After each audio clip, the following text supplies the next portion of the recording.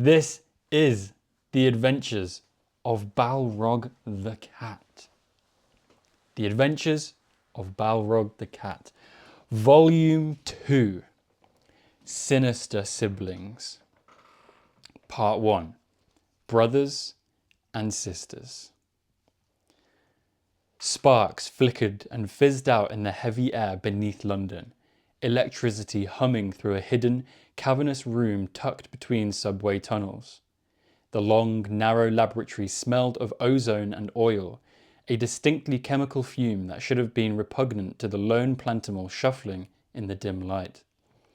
Scattered all around the edges of the lab were heaps of mechanical waste, scrap metal, torn wire, broken machinery. No sunlight reached that room. Neither did clean water or air. But dandelions have never minded harsh conditions, have they? And Dandelion minded them least of all. Lion was, at a glance, a strangely yellow lion. Sinuous dandelion stems twisted together and boomed at odd angles, bright yellow petals creating the illusion of fuzzy yellow fur. The petals were thickest around his mane, where the flowers hung lower and thicker from his face and neck. But it was only at a glance that the illusion was passable. Any closer inspection revealed him to be something else, something more monstrous. The flowers that covered his body were wilted, crushed things, barely clinging to life like the parched and stepped-on flowers one would find on a sidewalk. Many of them were stained with oil or grease, or singed from stray sparks and welding flames. They weren't healthy, and it showed in the way Lion moved, shambling from pile to pile, from tool to tool. He paid his state no mind as he mounted a welding mask to his face, crushing his snout beneath it. He gripped a torch, forcing the plant matter of his paw to tangle around it, and stumbled on his hind legs to the hulking mass of metal in the shadowed centre of the room. "My great war machines will never be complete at this rate," Lion growled, the seeding dandelions that served as his eyes shaking behind his mask. "That stupid cat, she keeps cutting off supply lines, intercepting heists. I can't widen my scavenging range any further." His long green tail dragged back and forth over the ground in frustration, dandelion fluff at the very end of it leaving a trail of white fuzz. A few small clumps of petals fell from his front leg as he raised it to begin welding again, adding to the mess that coated the floor. "As much as I hate to praise anything designed by those Pawtectors," he continued, "it's an impressive piece of engineering, an electric vehicle, that small, but it can move so quickly. I would love to get my hands into the engine and see how it works. Yes, that would be delightful. It's too small to be nuclear. Some kind of battery? Kinetic energy? It produces no exhaust, but creates such thrust. I'd love to have it. To dissect it, tear it to pieces." Lion suddenly tossed his head, switching off his torch as the mask ripped flowers from his mane and clattered to the ground. "But whatever I do to it, I need it gone," he snarled. "Well, you're in luck," a small voice squeaked from the shadows behind him. "My brother and I know a thing or two about making things disappear, but you haven't actually told us what it is yet." "What else would it be? The cat's a girl!" Lion shouted, turning around to face the darkness. He dropped to all fours as he did, his entire form trembling with his landing. "Yes, the Catsicle, the superbike driven by Agent Balrog of the Pawtectors. Without it, Balrog would never be able to reach me in time to stop me. I could steal from whatever junkyard, whatever human laboratory I wanted. Yes, I need it gone, gone! I need the Catsicle to disappear." The owner of the voice in the darkness turned to a second small form next to him, claws clicking on the concrete floor. The second figure sniffed, squeaking softly in private conversation, before the pair seemed to come to a decision. The figure who had spoken lifted their head, rising to their full height of a whole 5.5 inches. Consider it handled. Balrog paced the hallway next to Alexander's office door, trying to convince herself to enter. Alexander was streaming and the chat probably missed her. The only issue was, if Balrog went in, she'd have to hang out with her. Momo. Balrog didn't know what to think about the new kitten of the household. Alexander was putting a lot of time and effort into getting Momo settled. He played with her, slept in the same room as her, and gave her lots of pets and praise. If Balrog were a lesser cat, she may have been jealous of the attention Momo was getting. But really, it was fine. It was just awkward. Momo was sweet, but she was young and loud. She meowed and mewled about everything. Just woke up from a nap, meowed about it. Wanted to pet a different way, meowed about it. Bored, meowed about it. Balrog was certain she hadn't been that vocal when she was a small kitten. Momo was also really touchy, which Balrog certainly was not. Momo climbed all over Alexander and kept trying to snuggle with Balrog. With no other cats in the home, it was up to Balrog to establish boundaries and teach Momo about the order of the house, but she wasn't sure she was ready for that. It was a big responsibility, teaching the new kitten cat manners. While Balrog was thinking about responsibilities, what if Momo found out about Balrog's work as a Pawtector? That would be a disaster. Momo was so young. Did she even know anything about the global domestic parliament yet? Did she know what a Pawtector was, or how important their work was to the world? What if Momo accidentally revealed the hide to their humans, or got caught up in the dangers of Balrog's fieldwork? Balrog didn't even want to imagine poor, sweet, defenseless Momo facing off a criminal like Monkey Grass or Toadshade. The kitten wouldn't survive. So, Balrog wasn't sure how to feel about Momo. Alexander wanted them to be sisters, but could Balrog afford to let Momo that close? And even if she could afford it, was she ready for it? Beep, beep, beep, beep, beep, beep. Balrog winced as the cat signal chirped from beneath the floorboards. She could hear Momo meow in confusion from inside the office, likely roused from a nap by the sharp signal. It was designed specifically to be audible to cats, and not their humans, which had been perfectly convenient when Balrog was an only cat. Now that she wasn't, she and Octo would have to come up with something new. Ugh, families were so complicated. Putting her initial turmoil aside for later, Balrog rushed to the secret baseboard button and pressed her paw against it, dropping down into the hide. Securely in the hide, Balrog rushed to the cat pewter, springing onto her black desk cushion and smacking the cat signal icon glowing on the screen. She could only hope she turned the signal off fast enough to quell Momo's curiosity. Settling on her back legs, Balrog sighed. "What have you got for me, Octo?" The cat pewter's screen lit up with Octo's purple face, the video quickly sliding to the side to make room for a map of London. A small red exclamation point was blinking on it, on the side of a road right between two apartment buildings. "A break-in," Octo said, launching into the debrief. Alarms were just triggered at Pawtector storage facility in Rotherhithe near the docks. This facility is used to store several dangerous pieces of contraband and equipment seized from plantimals. Cameras were disabled before the alarm was triggered, and any of the items there could be a target, so there's no way of guessing who's responsible. However, it's worth taking note that one of the items stored there is Foxglove's disassembled acid cannon, which was seized this past December. Balrog's ears lowered against her head. Foxglove's escape still stung, and she and every other Pawtector had been on high alert waiting for that crafty plantimal to make her next move. If Foxglove was trying to recover equipment like the acid cannon, and she had managed to produce more antihistamines, that would be bad news. "All right, Octo." Balrog stood, turning away from the cat pewter and trotting toward the vehicle bay. "I'm on it. I'll make sure nothing leaves that storage facility." The map disappeared, allowing Octo's face to completely fill the screen again. He flexed one of his tentacles in front of him, moving something on a screen Balrog couldn't see. "The break-in is already in progress," he pointed out. "Do you think you can make it in time?"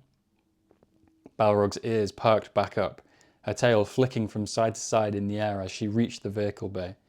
"The Catsicle can," she said, hopping up on her beloved superbike.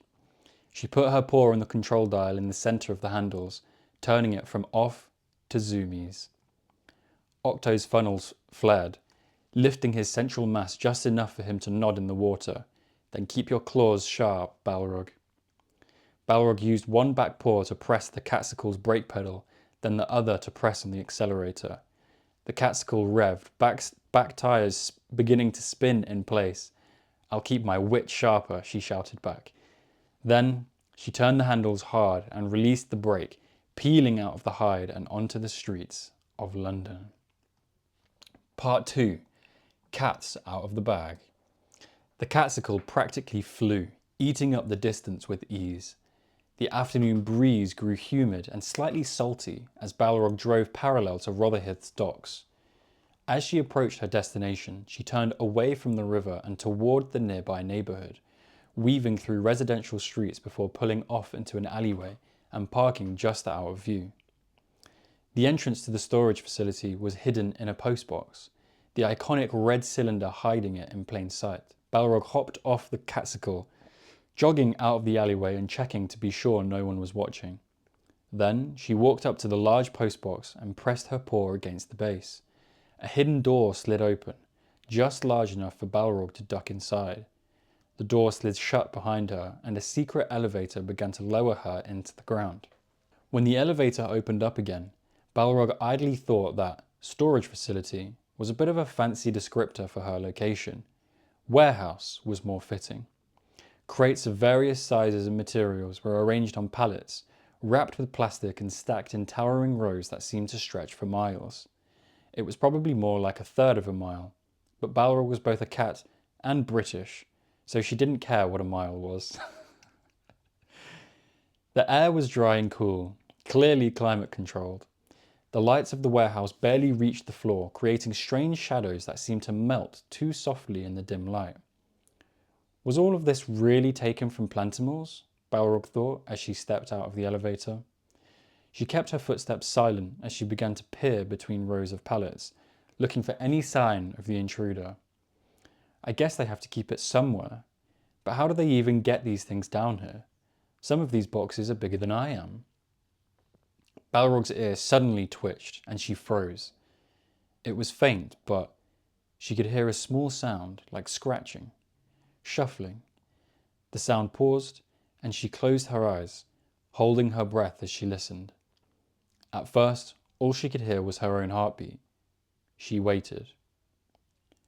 There. The intruder started to move again, shuffling around as whatever they were handling clinked against itself. Balrog stalked forward, keeping low to the ground as she darted from aisle to aisle, slowly drawing closer to the noise. When she was just around the corner from the intruder, she pressed herself to the pallet next to her, readying her claws. Then she leapt out into the aisle. "Stop right!" Balrog's shout died in surprise. She blinked rapidly, trying to make sense of what she was seeing. That was not a Plantimal. A ball of brown fur, real fur, looked up at her in alarm, round ears perking up and fuzzy pointed nose twitching. The fur on the top of his head was flat, making a squished little crest that almost gave him the illusion of eyebrows. He was sitting next to an unwrapped pallet from which he'd carefully extracted a box and pushed off the lid. The box was full of glowing green batteries. Next to the box, a small bag had been stuffed with as many batteries as would fit. That was not terribly many, considering the bag was small enough to be worn by. "A guinea pig?" Balrog questioned aloud. The guinea pig and Balrog stared at one another for a heartbeat longer. Then the guinea pig suddenly squealed high and loud, grabbing the bag in his teeth and darting away down the aisle. "What? Hey!" Balrog yelled. She shook her head, her eyes ringing slightly from the squeal, then gave chase. Her longer legs should have made the pursuit easy, but the guinea pig was surprisingly quick, not to mention agile. He was also small. He darted through the gaps between pallets, even squeezing himself underneath some of them, forcing Balrog to take the long way around as she tried to catch up with him. She followed as close as she could, relentless as the chase slowly led them closer and closer to the warehouse elevator.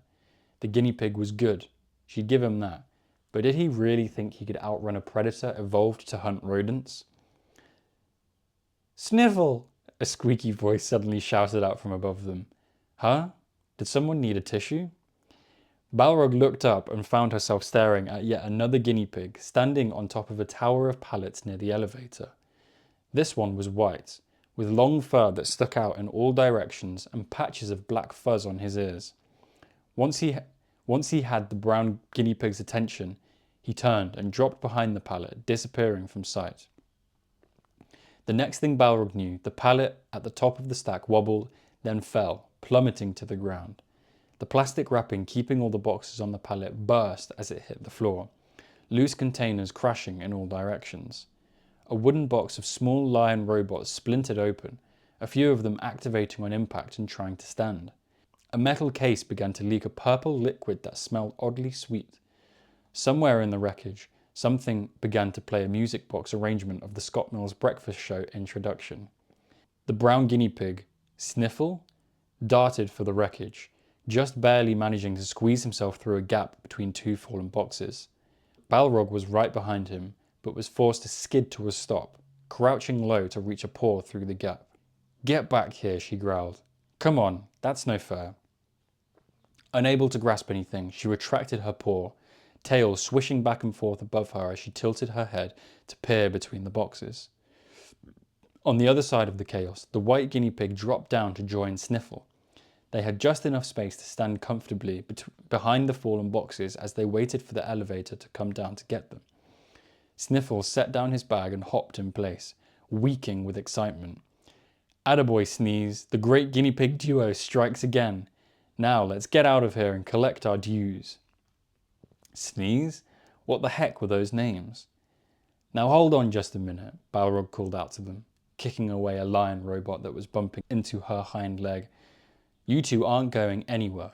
Sneeze nosed his head underneath the bag Sniffle had been carrying, carefully pitching it onto his back so the small straps wrapped around his front legs. Actually, he said calmly, it's you who won't be going anywhere. Yeah, Sniffle added on. Good luck stopping us, haha. Oh, but hey, don't get your tail in a knot. We'll put in a good word for you with our current client. Let him know you are real cooperative. Ugh, not just guinea pigs. American guinea pigs. Balrog would know that accent anywhere. Before she could come up with a clever response, the elevator just beyond the wreckage opened. The guinea pig stepped inside, the door slid shut, and they were gone. Balrog huffed with frustration, straightening into a sitting position and inspecting the fallen crates around her. Some of them she might be able to move, but not enough to clear a path. She could try to leave the same way the pallets got in, but she had no idea where that was. She didn't see any doors or exits when chasing after Sniffle, and knowing how Pawtector security was, the loading bay was probably hidden in one of the walls. That meant it would also need to be opened from the outside. Watching a mechanical lion track purple goo across the warehouse, Balrog sighed and stood up. She stepped away from the mess, giving herself some distance before raising her left paw and extending her claws. Tucked underneath a claw was a small SOS trigger, something she rarely ever needed to use. Swallowing her humiliation, she bit down on her claw and activated the trigger, sending out a signal that she needed help.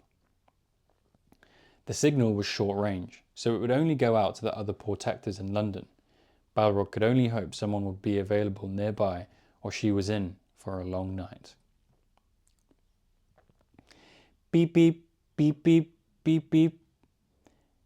Momo meowed unhappily, stretching her paws out in front of her. She'd been dozing contentedly in the hide near the top of the cattery, but that strange chirping sound had woken her again. She'd heard that same sound earlier in the day, so maybe if she waited a few minutes like last time, it would just go away. Alas, it didn't. Momo slowly pulled herself up, stretching her back with a discontented mew. If the noise wouldn't go away on its own, she'd just have to find it and turn it off herself, or get her new humans to turn it off for her. That would probably work too. Careful of the height, she hopped down each level of the cattery, slowly making her way to the ground. Then she began to wander the apartment, searching for the noise. It wasn't coming from anything in the living room. It wasn't coming from the computer camera snuggles room that Alexander spent most of his day in either. It also wasn't coming from the kitchen. Just where was that beeping noise? After searching for a little while, Momo determined it was coming from somewhere in the hallway.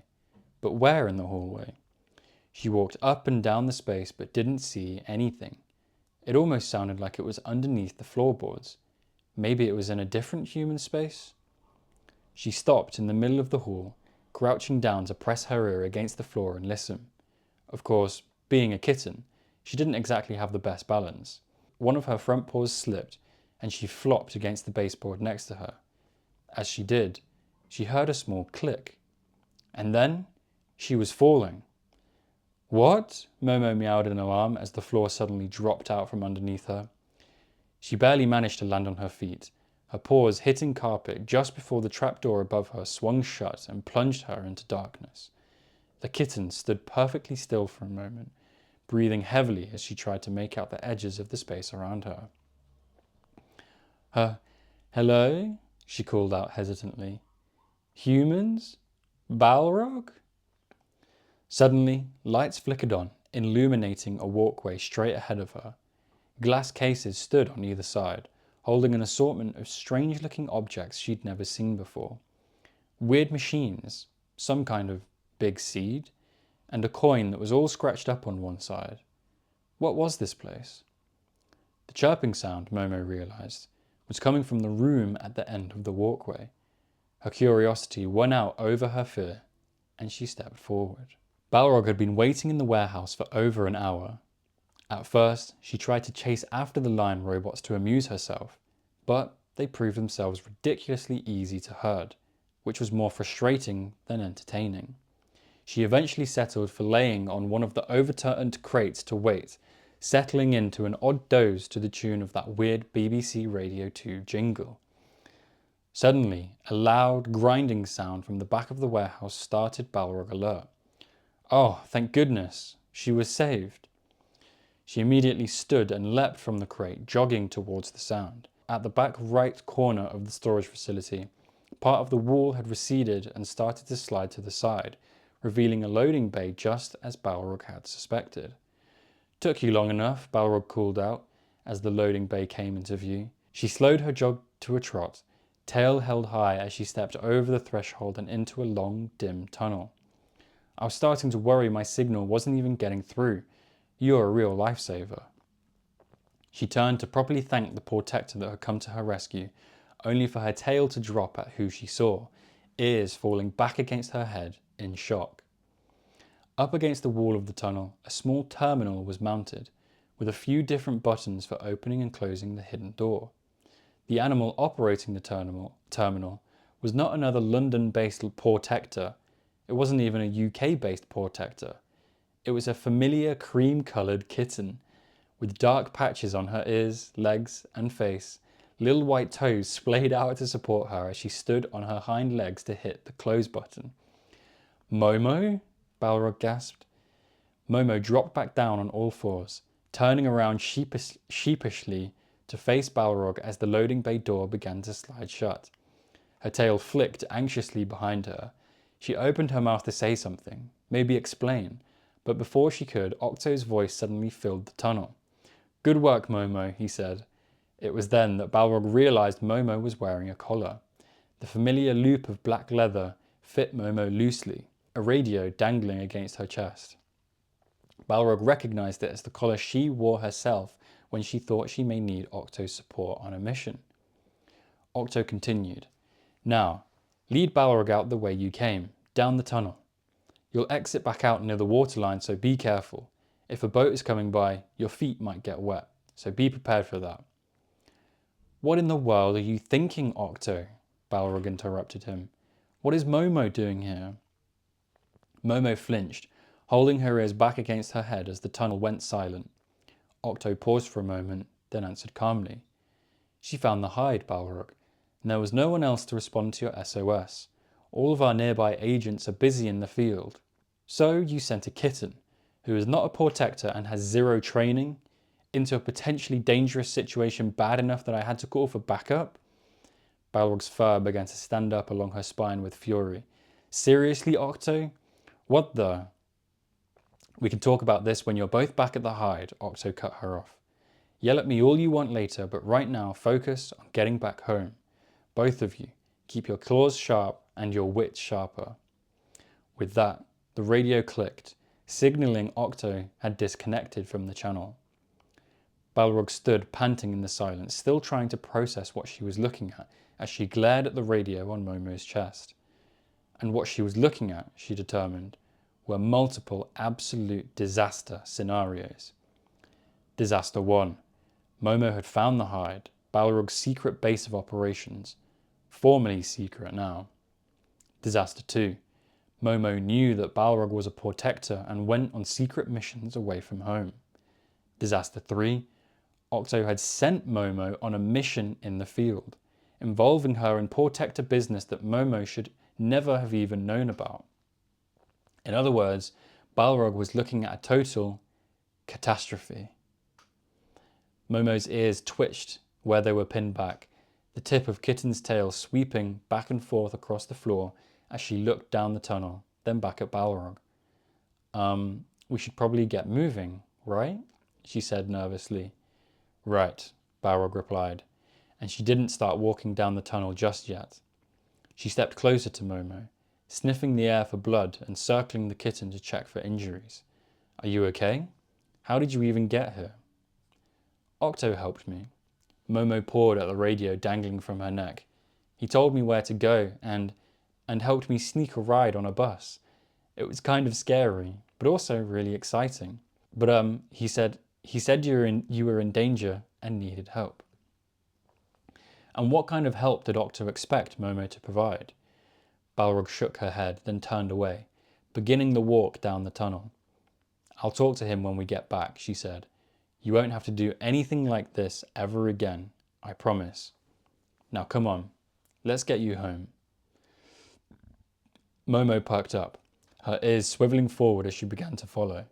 For a moment, the two of them walked in almost companionable silence, but then Momo got bored. So, she said, jogging briefly to catch up to Balrog, you're like a secret agent? Balrog sighed. I'm a Pawtector. Humans don't know about us, but other pets and animals do. Our identities are public, but our addresses and the humans we live with are strictly kept secret. Wow, Momo said. How do you become that, a Pawtector? You get recruited, Balrog answered. Normally when you're young. My mum was a Pawtector, so I was scouted by the agency to follow in her paw prints. Momo nodded along thoughtfully. My mum wasn't a Pawtector, I don't think, she said. But could I be scouted to be a Pawtector anyway? No, Balrog snapped. Absolutely not. Momo was apparently no good at taking hints, because she didn't take Balrog's tone to mean the topic was closed. Instead, she asked, Why not? Balrog huffed. It's too dangerous for you. You'd get yourself hurt. I would? Why? Momo asked. Because, Balrog answered, the creatures I fight are dangerous. This isn't play fighting, and there are no humans around to break things up if it goes too far. Rogue plantimals are out to seriously hurt us, or worse. Why? Well, for lots of reasons. Every villain is different. Why? Because there's a lot of things that are wrong with the world, and a lot of people who have been hurt.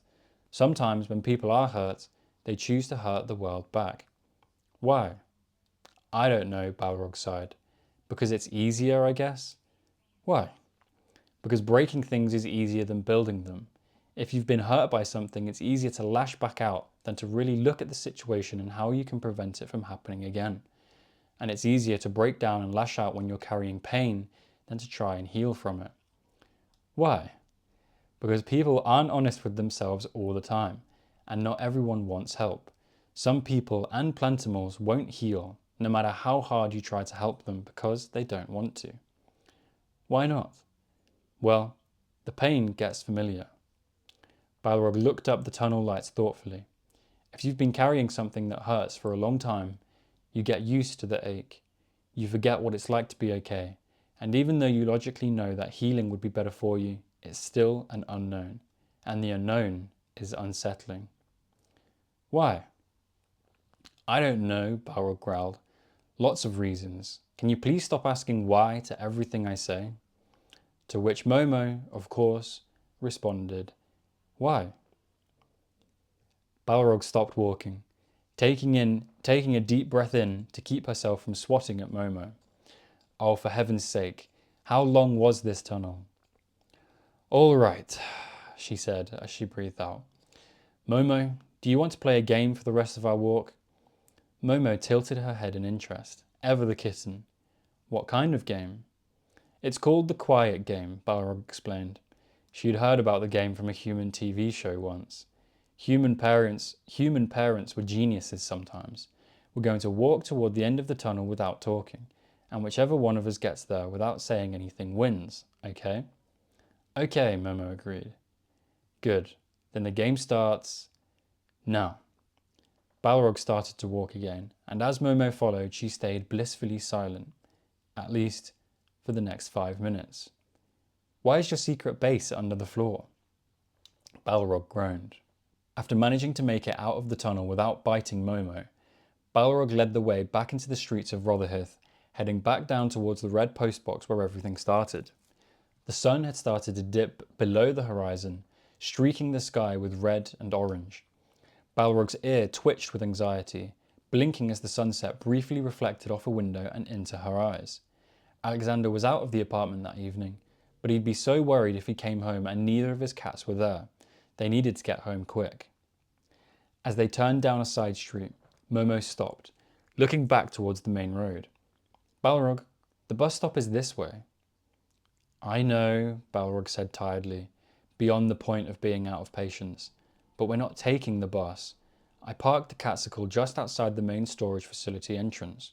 We'll get home much faster if we drive. Momo jogged a short distance to catch up with Balrog, her cream-coloured fur almost seeming to sparkle as the sunset started to give way to twilight. What's the Catsicle? She asked. That was a question Balrog was actually happy to answer. Well, it's the most beautiful bike that's ever been built. That's what it is. It's a cat-sized moped with a souped-up engine and extra storage space under the seat. It can cross all of London in minutes if I need it to. Wow, that's so cool, Momo gushed with a little hop. Where is it? Are we close? We sure are, Balrog said. She rounded the corner of a building, stepping into the alleyway behind the postbox. She puffed up proudly, watching Momo for a reaction. There she is, kid. Momo gasped, looking around the alley. Then she continued to look around. Then she looked around the street as well, turning in a small circle. I don't see it, she said, facing Balrog again. Can it turn invisible? Huh? Balrog paused, turning to look into the alleyway. The empty alleyway. She rushed forward, trying not to immediately panic. Maybe a human thought it was a toy and moved it. That happened once. Or maybe another Pawtector on the job had to borrow it. Leaning down, Balrog sniffed the pavement where the Catsicle had been.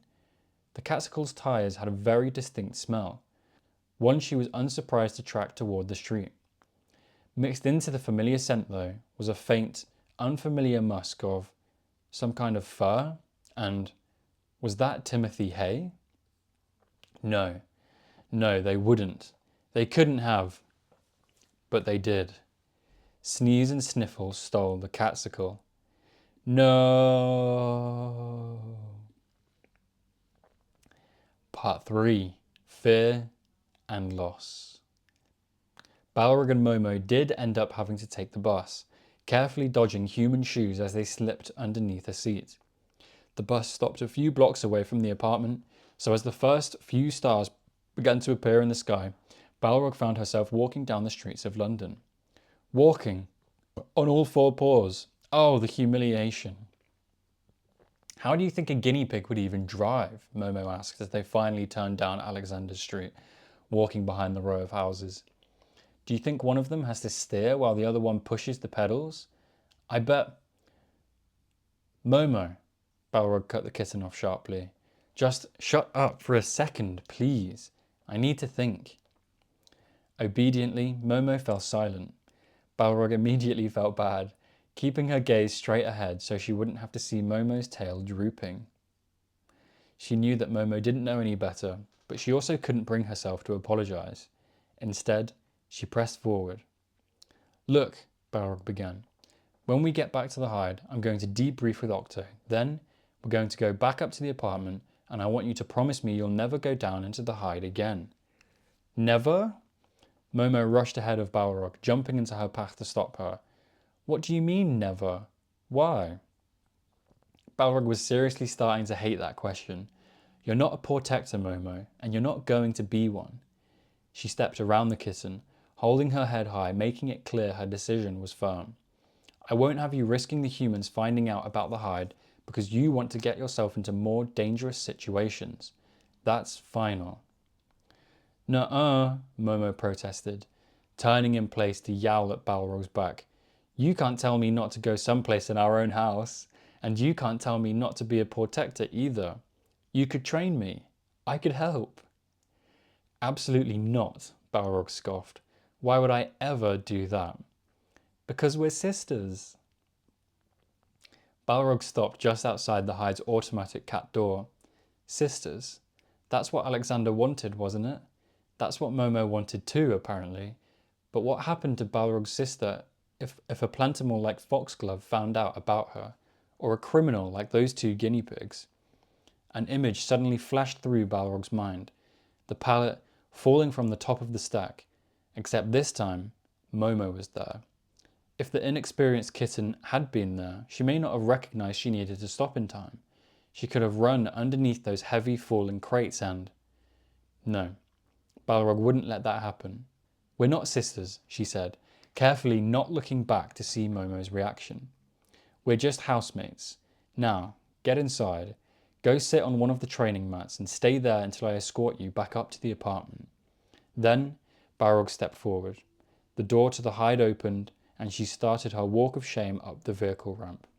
The soft pad of kitten paws behind her was the only sign that Momo had followed. Safely back inside the hide, Momo went to sit on one of the training mats, her tail nearly dragging on the floor. Balrog nodded sternly, then turned to the cat Pewter, standing on her cushion and batting at the touchscreen. Octo, she growled as the screen lit up. I'll ask you again, what in the world were you thinking? The video feed of Octo's tank filled the screen. Octo was at an angle, facing something a little ways to the left of Balrog. She could see he was blue behind his funnels and around the edge of his tentacles. Good. Ashamed was exactly how she wanted him to feel.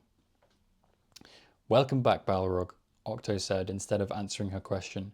I'm glad you made it back safely. What happened out there? No, Balrog snapped. We're not talking about that. We're talking about what made you think it was okay to send Momo into the field, with no training, no backup, nothing but a radio and collar that doesn't even fit her. Over on the training mat, Momo shifted her weight between her paws uncomfortably. She carefully lowered her head, pouring off the loose collar and letting it rest on the mat next to her. That was completely unacceptable, Balrog continued. You told me yourself that the cameras to that facility were cut. You had no idea why I sent that distress signal or what I was up against. Momo could have been seriously hurt. She could have been killed. You will never, ever send her out like that again, or I don't care what tank you're hiding in. I will come for you and make you into Karage. Understand? Octo pushed against his desk with his tentacles, turning to face the screen properly and hold Balrog's gaze. After a long moment, he relented with a sigh. Understood. Now tell me what happened. Balrog relaxed a bit, letting herself sit down on her cushion as she began to explain the chain of events that led her to having to get home on foot. One of Octo's tentacles curled closer to his face as she finished her account, pupils narrowing. A brown guinea pig and a white guinea pig, named Sniffle and Sneeze, he echoed. He thought for a moment, then uncurled his tentacle to reach for another screen out of sight. I believe I know who we're dealing with. These two have been on the Pawtector's radar for some time. His image shrank and slid to the side. A moment later, a blurry picture of two guinea pigs appeared next to him. Sneeze was crouched next to a locked briefcase with a set of lock-picking tools spread on the ground next to him, while Sniffle had his back to Sneeze, probably keeping watch. Sneeze and Sniffle are career thieves based somewhere in the United States, Octo explained. They're drawn to targets that are high profile, high security, and unique targets, drawn more to the challenge of their heists than the monetary gain.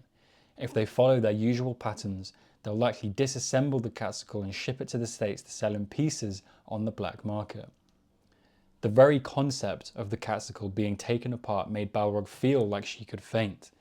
She shook her head, taking a deep breath to steady herself. Okay, yeah, that makes sense. But I don't think they were breaking into the storage facility just to prove they could this time. When the guinea pigs were escaping, Sniffle said he'd tell his client I was cooperative. I know he was just mocking me, but that would still be weird to say unless he was working for someone, right? What if this wasn't just a challenge, but a job? Octo dismissed the image of the guinea pigs, his video filling the screen once more as he considered Balrog's statement. They don't take jobs often, but according to our intel, it's not entirely outside their scope, he said.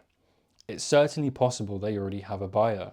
I'll reach out to the Pawtector's USA branch and see what they can find. In the meantime, let's go ahead and put in an order for a replacement vehicle. Replacement vehicle. Balrog's heart sank and she sank with it, laying down in front of the computer. So you really don't think we'll get the Catsicle back? If there is a chance, Octo sighed, it's slim. I'm sorry, Balrog. I'll see what I can do. For now, keep your claws sharp. Half-hearted and glum, Balrog replied, I'll keep my wits sharper. With that, Octo ended the call and the hide fell silent. Balrog lowered her head onto her legs. The Catsicle was just a bike, yes, but she felt almost like she'd lost a friend. It had been her first and only vehicle with the Pawtectors, built especially for her, and she'd driven it everywhere. It carried her swiftly to every mission, and it always brought her home safe, whether she was retreating in fear or returning victorious. How was she supposed to just replace it? After several minutes had ticked by, with Balrog still laying in gloom, Momo spoke up from where she'd stayed obediently on the training mat, her paws tucked cozily underneath her. I'm sorry about your superbike, she said softly. Are you okay? Balrog counted to 10, then lifted her head, pushing herself up with her front paws. No, she answered.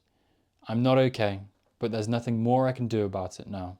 No point wallowing in self-pity.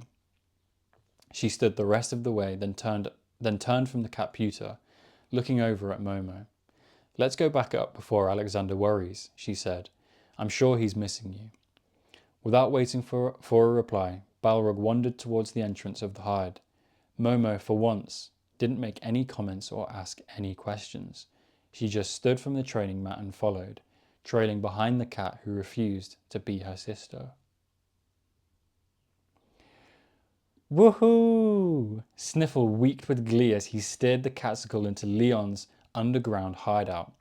The moped screeched to a halt and he spun the control knob to off as Sneeze lifted his head from where he'd been operating the pedals. Sneeze made a face as the Catsicle's momentum kicked dust and dandelion seeds into the already foul air, but said nothing, hopping off the bike. Sniffle followed, bouncing from Catsicle's seat down to the floor before scampering toward the hulking machine at the center of the lab. Ta-da! Sniffle declared, bouncing once in place as he came to a stop. He went up on his hind legs, holding his head high. One Catsicle, as promised, delivered hot and ready from our doors to yours in no time flat.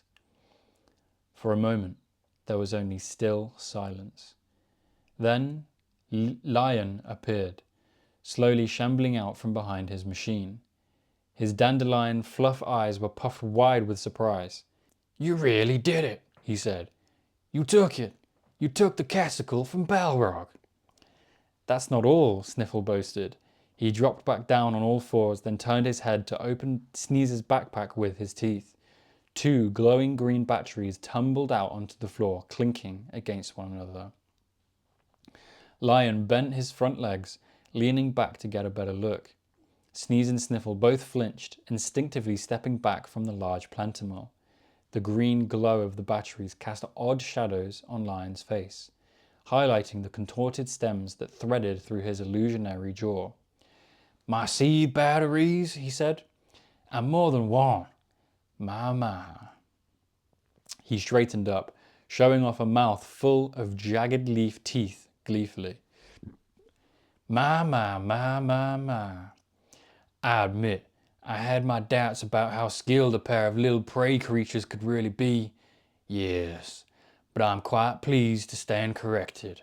You pigs are skilled, quite skilled. Sneeze slid his backpack off, shaking out his fur before he spoke. Yes, he agreed, we are. Now, our payment? Lion chuckled, a strange shuffling, rattling sound in his chest, like a stick being beaten against a bush. Of course. He stepped away, his tail sweeping across the floor and knocking into Sniffle as he turned. Sniffle squeaked in surprise, but Lion ignored him, shuffling over to a long plastic storage tub that was serving as his makeshift desk. Here we are. Your payment, as promised. He grabbed the bag off the desk with his paw, bending it at the toes and wrists like a human hand. The dandelions that made up the paw squelched in protest, but he paid them no mind, turning back around and dropping the bag in front of the guinea pigs. Sneeze stepped forward, nosing the bag open to examine the contents. A small pile of shiny, rainbow-tinted coins clinked and settled against one another. Sneeze's ears twitched and he rumbled in displeasure. We agreed on 3 million demi, he said. This is a few 100,000 at most. Where's the rest? The rest, yes, the rest, Leon purred. You'll get the rest, but first, I have another job for you. Whoa, hold on there, Sniffle protested. That wasn't part of the deal. The deal was we steal the kitty cycle and you pay us. End of transaction. We didn't agree to take any other jobs for you. Lion rolled his eyes, a few dandelion seeds falling from them and sticking to his cheeks. That was the deal? Yes. The deal before you two proved yourselves useful. Too useful. Too skilled to let go of just yet. Sneeze rumbled again, pulling his hind legs in and raising his head to puff out his chest. And you've proven yourself untrustworthy. That doesn't exactly motivate us to do anything more for you. The plantimal just grinned at them, unfazed by their defiance. He sat down on his haunches with a grunt, idly bringing one of his hind legs up to scratch at his mane. Oh, you'll do what I tell you to, he said, each pass of his foot ripping petals out and scattering everywhere. Yes, you'll do it. If you care for humans, that is. Both guinea pigs froze. How did Lion know about their humans? Yes, Leon laughed, scratching at his mane faster. You'll do it. You'll work for me because you're pets. You have humans. A pair of humans that look out for you. And it would be a shame if they couldn't provide any longer, wouldn't it? Such a shame if, let's say, they suddenly developed an allergy of some kind. Maybe to Timothy hay, or perhaps guinea pig dandruff. He abruptly stopped scratching, his legs falling with a dead weight to the floor. He hunched forward and his back began to slip open, dandelion stems unraveling and tearing apart. He lifted his tail with a lazy flourish, then used it to reach into his empty body cavity. When he pulled it back out, it was wrapped around a clear tube of thick, mustard yellow liquid. So, he growled, lifting his head to meet Sneeze and Sniffle's horrified gazes. Here are our new terms. You two are gonna work for me. Do as I say, steal what I say, and I'll even pay you for your trouble. Or turn me away and I'll make sure these antihistamines find their way to your humans. What were their names again? Popcorn? Yes, Popcorn, and the other? They go by Sweet Pea? But they have other aliases, don't they? Was it Moe? Moe and... All right, Sniffle snapped. His chest was heaving, heart racing so fast he could feel the thrum of it in his paws. All right, we'll get it. Just put that stuff away and tell us what the next job is. Lion's grin widened. He lowered the antihistamines back into his torso, his body sluggishly knitting itself together as he purred. Wonderful. I'm so glad you've come around. Are Sneeze and Sniffle stuck working for Lion? Will the catsicle ever be returned? And will Balrog conquer her fear of letting Momo into her heart as sisters? Find out soon in The Adventures of Balrog 3, Dynamic Duos, to be continued. Damn, there you go, everybody. There you go. Popcorn, absolutely amazing. The way you managed to get the personalities of both Momo and Balrog genuinely so accurate. I'm very impressed. I'm very, very impressed. Popcorn, I really enjoyed that. That was really, really cool. Full of Easter eggs again. Sorry about my reading. My reading was not the best.